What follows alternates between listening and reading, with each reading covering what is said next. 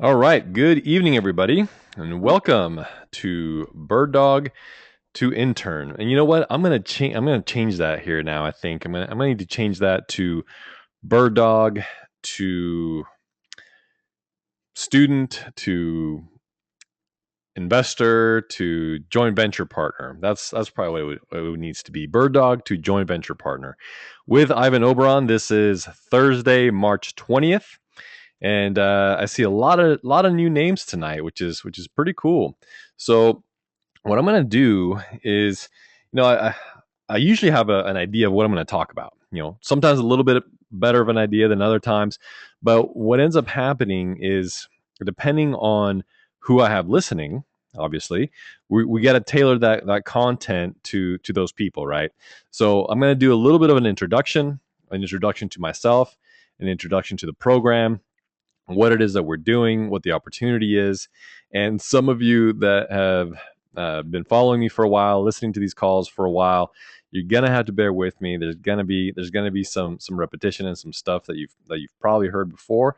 So forgive me for that, but we do have quite a bit of new people on here, and I want to make sure that they get the benefit as well. So if depending on how you found my webinar, I'm not sure if you know who I am, and obviously one of the first things you're going to want to do while you're either on this call or afterwards is go find me on Facebook and make sure that we are friends.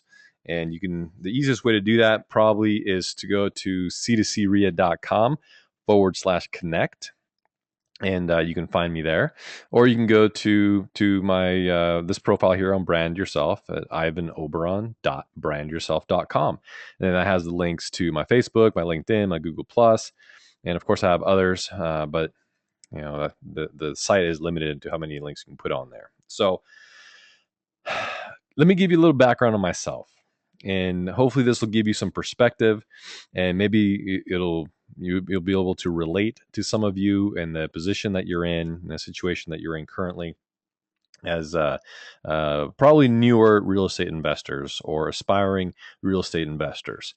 So before I ever got into real estate, I did all kinds of different things.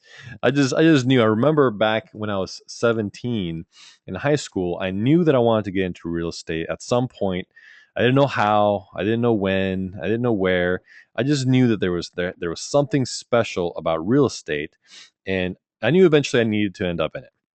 So obviously nobody could have ever predicted what happened in 2008, and the which really was the genesis of just an influx of thousands of people all of a sudden wanting to get into real estate investing. And so there was a tremendous opportunity there. But before that, I had all kinds of different jobs, and I had a career in the insurance business. So I was a duly licensed agent. I did all my property and casualty. I had my life and health. I did ag and commercial and workers comp and life insurance. I did all these different things, and ended up doing it for about 10 years. And I enjoyed it. I liked the work. I liked the people. But like many of you, I would assume, I was not necessarily fulfilled in the work, and I reached a point where there was a significant amount of pain in the people that I was working with at the time, and working for. So there was this. I got to this point of constructive discontent, and many of you may be there now. You may have some security in your job, you may have a paycheck, you may have all these things, and you're just over broke all the time, but at least you have this security of a job, right? But you're feeling something like there's something more. You want more for yourself. You want more out of life. You want to be able to leave a legacy. You want all these different things that you're just not getting in your current situation. And that's very much like what I was experiencing. It's very much like what I was feeling and understanding that I wanted more. I wanted something different, and I guess kind of more importantly, I kind of wanted out of my current situation. Not necessarily insurance, but I wanted out of my situation, and I didn't want to leave an insurance business for another insurance business. So there was something else that I needed to do, and as luck would have it, or whatever you want to call it, I got an invitation to attend an event and where I would normally have said no because I had other obligations and other things. But because I was at that point of constructive discontent, I was more open to other potential opportunities, and to actually be more open to hearing what other people had to say. And of course, it was like, well, man, I don't have, man, what do you mean? I don't have the money to go buy properties and stuff like that. How do you do that? But somebody said, you know what? I think there's a way that you can do it without investing your own money. And so, because I was at that point in my life, I decided to say yes, and I decided to take some time off. I took a long lunch, and even though I was an insurance agent and I was an independent agent and I had a lot of latitude, there were still certain restrictions and certain obligations of a quote unquote job. Even though I wasn't clocking in or anything, there were still certain expectations. So if I needed to go somewhere, I mean, I had to let people know. So I decided to do that, and I heard about the opportunity, and I decided to finally just kind of swallow just my fear and busted out the credit card, and I began the process of my education. And through that education, it started opening my eyes to a lot of things. And that's one thing I can say about this business and about becoming an entrepreneur in general, because that is what you are proposing to do. Okay. You might be getting into real estate, and real estate might be the thing that you do. But what you're really doing is building a business. And to build a business and to build your own thing, you have to be an entrepreneur. You have to become an entrepreneur. You have to start thinking like an entrepreneur. You have to think differently about money and about finances and about wealth and about what is possible, and about goal setting, and I mean there's and sales and all these different things that you have to do, and you have to have this tremendous paradigm shift in the way that you think and the way that you view things in life, and things around you and your job, and you know what I mean, the people that you associate with. And so those things started happening for me. And as I continued my education, I paid more money, and I decided that, you know what, I wasn't spending this money. I was making an investment in myself. I was making an investment in my future. And that's one of the differences and one of the changes that you have to have and go through, because this isn't a one-time thing. And granted, this right now, of course, is free, so we're not talking about anything you have to go spend $30,000 on. But some of you may have gone down that road already. Some of you maybe have not. This might be the first thing that you're getting yourself into. I don't know, and we can get into some of your backgrounds later on if you'd like to. If you'd like to raise your hand, or we can get a little bit more in depth. But the point is that I'm presuming that this is one of the first things, but you have to make that investment in yourself, because whether you go to a 30, 40, $50,000 seminar or not, you're going to want to invest in certain books. You're going to want to invest in certain expos and certain events and certain networking meetings, and some travel sometimes, and getting out of your comfort zone and increasing that network of people and changing the people that you associate yourself with on a regular basis. So that's what I started doing as well. I started associating with the right people, started building certain teams, started changing my mindset about certain things, and setting certain goals that I wanted to accomplish. And what got me into this business, of course, like many, many other people, was what I call the shiny coin of flipping houses, right? You buy a distressed house, you fix it up, and then you flip it, and then you become a millionaire, right? That's what everybody was selling for a long time. They're still selling that dream, and the reality is that that's in a lot of cases that's just what it is. It's just a dream. Okay, it's just a pipe dream. There's a lot more to it than that, and you're not going to become a millionaire in 21 days, like some of these courses or advertisements or crazy infomercials tell you. But I went through that, and then I got my education. I started building my teams, and started calling hard money lenders. And again, I know this isn't necessarily what we're talking about here, but I'm just giving you or this strategy. But I'm just giving you a background on how I got started. And so I did the calls, I did all the vetting. I must have gone online and called and researched nearly 100 hard money lenders, because that's the way everybody was doing it, and that's the way everybody was teaching it.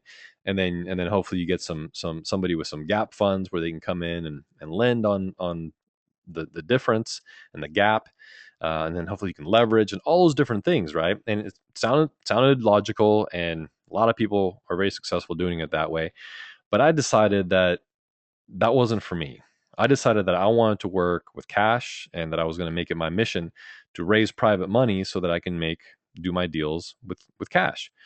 And so that's what I set out to do. And it took me a few months, but after that, I had raised about $500,000 in cash, and I started doing deals here in Southern California, in San Diego County is where I started flipping houses. And after I had flipped a few here, I expanded to Indianapolis, and then Kansas City, and right now we're going into Atlanta to see what that market has, as far as opportunities and stuff for us. And we're inviting other people to come with us and join and learn and invest in properties and in rehabs there as well. So that's that's kind of the background of how I got started and kind of in this business. And somewhere along the line, excuse me, I started, and a lot of people say, well, how did you get started? How did you get that first deal? Because I'm submitting so many offers and they're not getting accepted and all these different things. And the way that I simplify that answer is figure out a way to add value to others. And this is true in whether you're getting into, you want to flip houses or you want to do anything else in business, is figure out a way to add value to others first. Don't go out there with your hands out. Don't go out there just me. You gotta give to get. You gotta our first moniker that we came up with was moving forward by giving back, because that really became a true thing for us. We realized that the more we did to give back, the more we were moving forward. We were being propelled forward, because you can't help but be helped by others when you're going out there bringing value and adding value and helping other people. And you don't have to get to a point where you've made it before you can start giving back. You give back to whatever your ability is, but you do it all the time, and you do it regularly, and you do it from the beginning. So the way that I found to add value to others was by the fact that I was able to raise private money, and everybody that has deals wants money. And I had the money. I found people that had deals under contract, even though I was submitting my own offers as well. And then we started doing deals. And then as soon as that first deal went through, all of a sudden, I mean, it's just weird how this whole concept of momentum works, but it's true in every aspect. All of a sudden, I had like 13 offers out, and then I ended up partnering with this other investor, JVing. I brought the money, she had the properties, and all of a sudden my other offers just started getting accepted, and so we I was able to actually turn some of them away and do different things because they didn't end up being what I wanted. And sometimes the banks jerk you around. But so we started moving forward and we progressed. And first I was doing one, and then okay, now we're doing two, and then we had three at a time. And I got myself to the point where I was managing 12 rehabs at once, and everything seemed great, right? Until that first thing started going wrong. And that's another thing that many people don't tell you, is that things will go wrong eventually.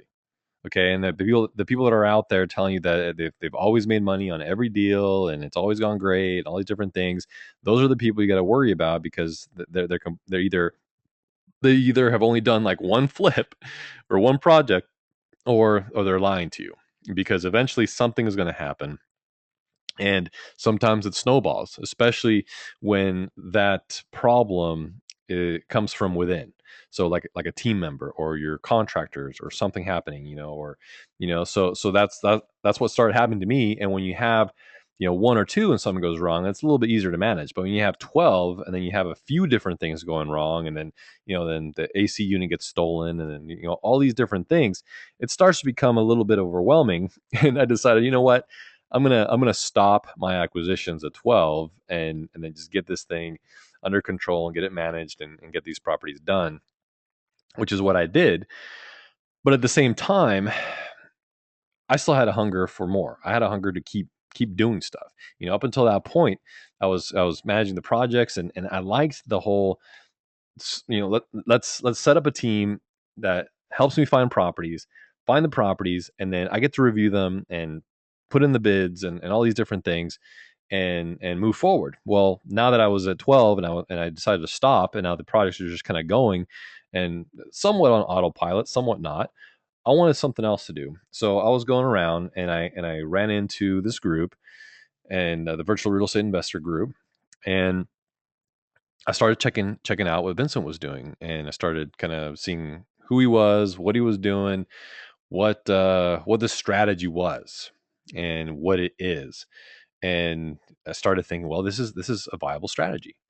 And what it is essentially a owner finance lease purchase type of strategy. And I'm going to go into detail as to what it is and why it's a benefit and why I decided to go down this road. But if you understand business and how to get a product or service into the marketplace, it's very difficult to create a product that there isn't necessarily any market need for, right? So you create this product and then you throw it out there, you do the best you can to shove it down people's throats, but it just doesn't work, right? What smart people do and business owners do is go see what the market pain is.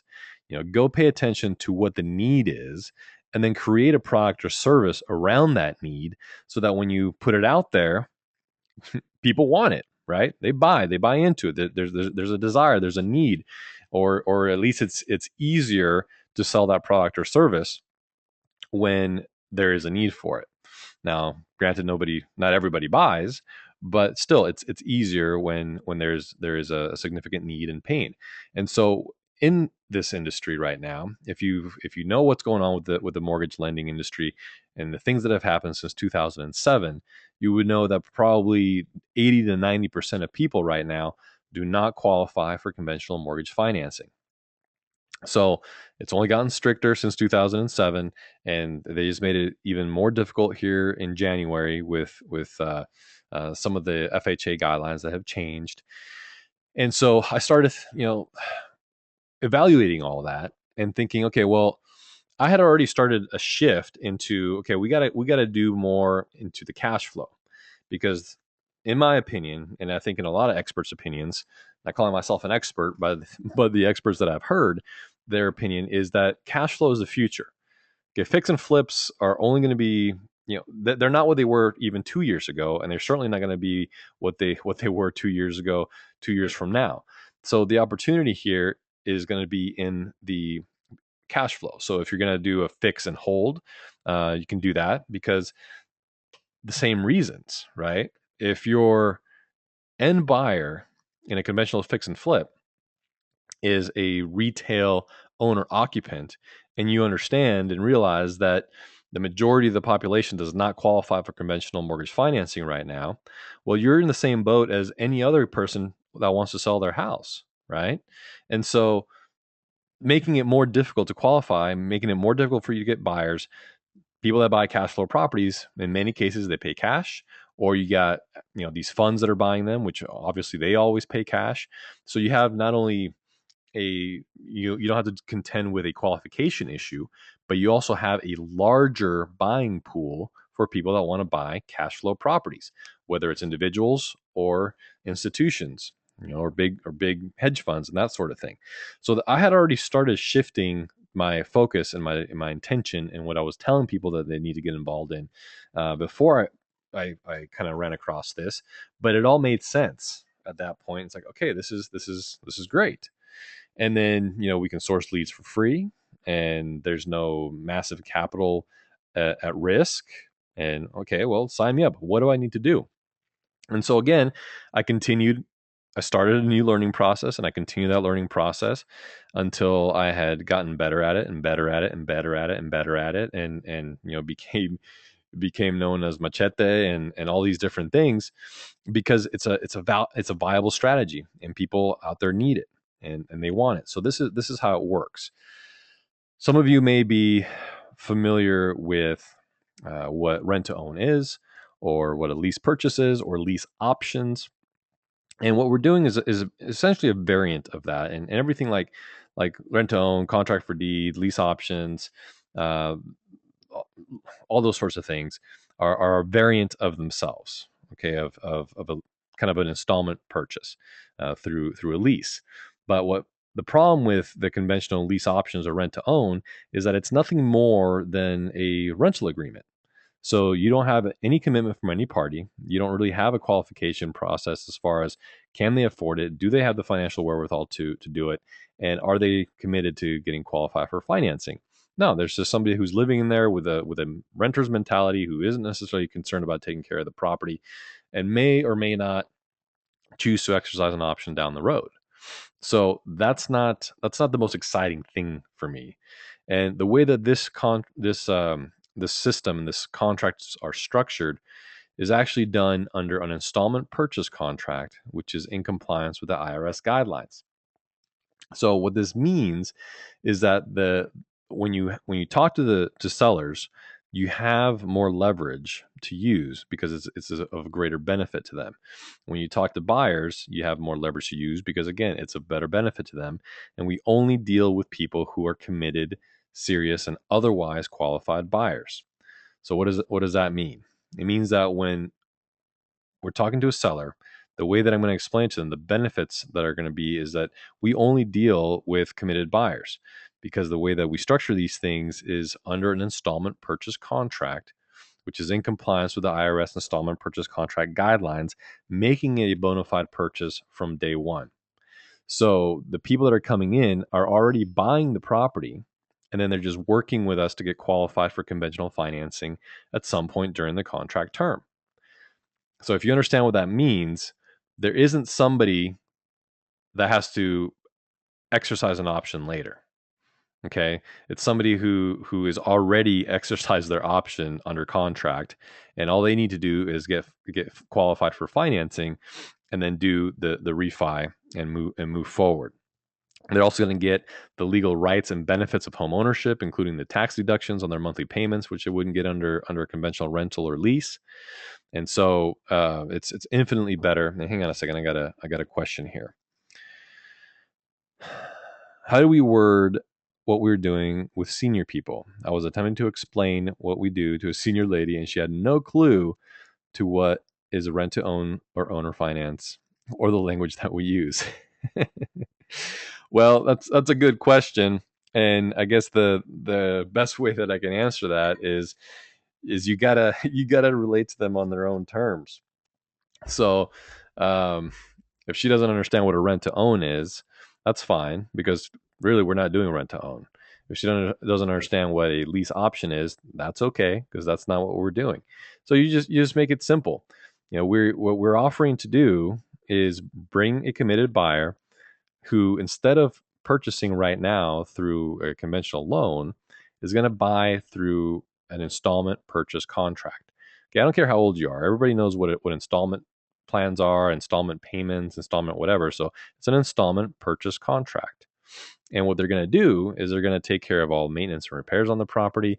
They're going to give you a monthly payment every month to cover the complete debt service and property taxes. They're going to pay for insurance, and they're going to be working with us to get qualified for conventional financing and do a full price cash out or refinance at the end of that contract term. And so, that's about as simple as I can put it. If you want to dumb it down some other way, I don't know, but you get their response and see what it is and see how you can relate to them. But that's about as dumbed down as I can make it for you. So I hope that helps. All right. So from there, what ends up happening is the goal here of this bird dog program was designed to show you guys how to source leads for free on the internet. And then once you source those leads, um, you call on them, or well, really, what's happening right now, what has been happening is you source that lead, and then the lead gets forwarded to me. I make the calls to the sellers, and then I get however many properties under contract that are willing to play ball. Then we start marketing the properties, and then as we market the property, obviously that starts to generate buyer interest. Sometimes it takes a while. Sometimes it can be fairly quick. But what we're ultimately wanting here is the buyers. And that's really all the properties are acting as, is just bait for the buyers, because nobody gets paid until we get a buyer in there.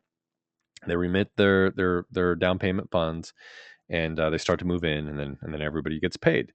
And so I'm very motivated to to have you guys get paid, because that means that I'm getting paid. So the process would be the lead gets sourced. It's a warm lead. Call in the lead, get the property under contract, start marketing the property, and then get the buyers to call in, qualify the buyers, get them out there to look at the property. If the property works for them, because you got to understand that sometimes that property won't work for them. So if the property works for them, we execute the contract, they remit the requisite funds, and everybody gets paid. And if it happened that way, smoothly every single time, then that would be awesome, because we would all be very, very, very wealthy by now, if that was the way that it worked.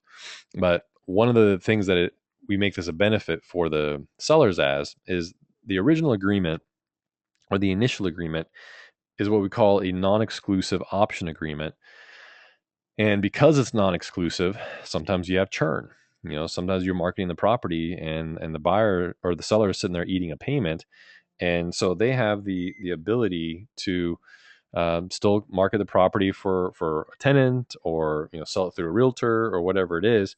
And sometimes they do. Sometimes they end up putting a tenant in there, and now that property is no longer available. So that's okay. We understand that's going to happen, but it allows us a stronger way to get a foot in the door, because we don't have to hamstring them. We don't have to lock them up under something that's exclusive, and then they have to take their property off the market for who knows how long, just like a realtor does. And we work with people that are working with realtors as well, and make sure that there's a win-win situation for everybody involved. So that's the way it works, kind of from start to finish. And as you progress, as you source leads, the intention and the goal here is not for you to just remain a bird dog and sourcing leads. The intention is come in as a bird dog, see what the program is about, see what the opportunity is, and then if you want to get involved more, if you want to learn more, if you want to be making your own calls and closing your own deals, then that's when you come into the group, into the coaching program. And it's really into the live running business, because we have a bunch of people generating leads, generating properties, doing live buyer calls, live seller calls, where it becomes your own business, and you're building it, and all the marketing is done for you, all the contracting is done for you, all the websites are already done for you. So you're plugging into a kind of an exclusive community of people that are all on the same page, all working towards the same goal, supporting each other, and then we are all benefiting from the deals that everybody's bringing in. So that's really what the big picture of the whole program is. But this is a way for you to get involved for free, to learn a couple of things, learn how to source deals, and see if the program is for you. So that's kind of the nuts and bolts of anything, of everything. I want to open it up right now to some Q&A. And for some of you who maybe have some questions, or are already doing certain things, let me know, and we can open that up. And I can even unmute you guys if you raise your hand, or if you type in a comment, if you have a question, or if you have anything else that I can help you with, as far as what this is about, how you can involved, or how you can get more involved, or anything that you're confused about. Now's the time. Type in a question there, or raise your hand, and I will unmute you, and you can ask it live. Anybody? Come on. Any feedback? Does everything that I've said make sense to everybody so far? Are you excited? How did you find this? How did you run across? Okay, here we go. We got one. All right, Vicky, if you have a mic, you can ask your question. Can you hear me? I can. Okay. um, I've been wondering, my area is kind of small, Mm-hmm. uh, and I've been wondering if I go out of my area, am I going to have to go look at the properties myself? Am I going to to need to have somebody there that can actually look at the property? That is a great question, and I'm glad that you asked it. Okay, this is a virtual strategy, so you don't have to worry about what's your area. Okay, so what you're going to focus on, and you can start in your area, of course, but what you want to focus on are metro areas because that's where there's a larger concentration of people who want to live there, and so you're going to have a greater potential for more sellers, and more importantly you're going to have a greater potential for more potential buyers. So any metro area, you're going to focus on properties that are $300,000 or more, or a monthly payment or monthly rent payment of $2,000 a month or more. And there's a very specific reason for that, and that is because you have a much higher quality buyer in those price points, and you're not dealing with people who have the career renters mentality that are not going to have money to put down, and so now you end up wasting your time with a whole bunch of people that have $500 or $1,000 to put down on a property, and don't really understand what's going on. And of course that means a not only a smaller payday for you, but typically those deals are just as much, if not more, work than a deal on a five or six or $700,000 property Mm. that would involve a much better payday. Plus, you're dealing with people who understand the program a little bit better, who are just going to be a better quality buyer for that property. So don't be restricted to your own area. You can start there, and a lot of people do, but you can expand out of there and know, and you don't look at any properties. Okay, we do this in all 50 states, and that's another benefit. You don't have to spend time driving around looking at properties. What is this? What is that? And the majority of the properties that we're looking at are in excellent condition anyway. So it's not like we're going to do a flip. It's not like we need to calculate how much profit there's going to be for somebody down the road, or what the comps are. It's none of that. Okay, it's something completely different where we're bringing in a buyer who does not qualify for financing right now, and we're creating a solution where the seller will essentially become the lender in that transaction, and all they got to do is execute a few contracts and remit the funds, and they move in. Okay, Yeah. thank you. So the only ones that are going to look at the property are the actual buyers, and then we of course schedule that for them and everything else. All right. Does that answer your question? Yes, it does. Thank you very All much. right, you bet. And Alex, I'm sure that answers your question as well, because yes, you can do it nationwide. We do it in all 50 states. Let's see. How do I overcome a I don't want to sell objections? Well, if they don't want to sell, that's not really an objection. Okay, that is a condition, and conditions typically cannot be overcome. An objection of, say, well, I don't want to sell for any less than X, then that's easy. That's an objection, and that's a buying signal. And that's what guys gotta understand here too, is that everything that we do, not just in this, but in life in general, everything that we're doing is sales. So it's not like cheesy used car salesman sales. It's sales. And you're either being sold or you're selling something. And every interaction that you have with every person out there in a transaction is going to take place. So you're gonna have to get good at your interpersonal skills with people, your sales skills, and start listening to people like Les Brown and Tony Robbins and um, Brian Tracy and Grant Cardone and Dale Carnegie, and those people that not only are excellent salespeople, but they're excellent salespeople because they understand how to talk to people and how to relate to people, and the different types of closes and all these different things, feature benefiting something that you're doing, whether it's a product or service. I mean, that's going to benefit you in any aspect of what you're doing in life. Okay, let's see. Anybody else? Do you guys know how to get started, right? So when you're sourcing leads, you're going to typically be doing it online, Craigslist, Trulia, all those different places. You start off in the for rent ads typically, and the reason that you do that is because somebody that has their property listed for rent is already open to receiving payments.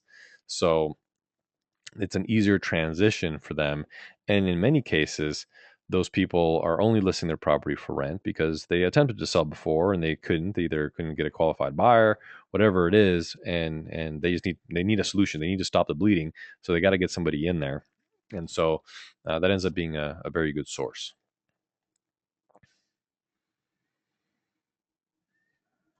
All right, guys. Well, like I said, if we're not connected on Facebook, go to our website at cdcrea.com/connect and let's connect there. And then send me a message once we're there, and then I'll add you to the group as well, just so you can see kind of what's going on and what the other people are doing, what people that are on that at that next level are doing, so that you can kind of understand the process and see if it's something that you want to step into down the road. That is, yes. The question was, what is the 10-minute task? And that's the lead generation exercise that you will do, and that each of you would have gotten when you signed up for the program.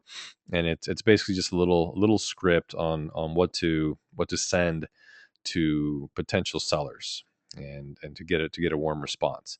And it's designed to really kind of curve people's fear of cold calling directly. So where you send out these emails and or text messages, and you wait for a response, and if you get a positive response, then you have a potential warm lead. All right, let's see. How soon should we follow up with someone if they say that this sounds interesting, but they need to think about it? The next day.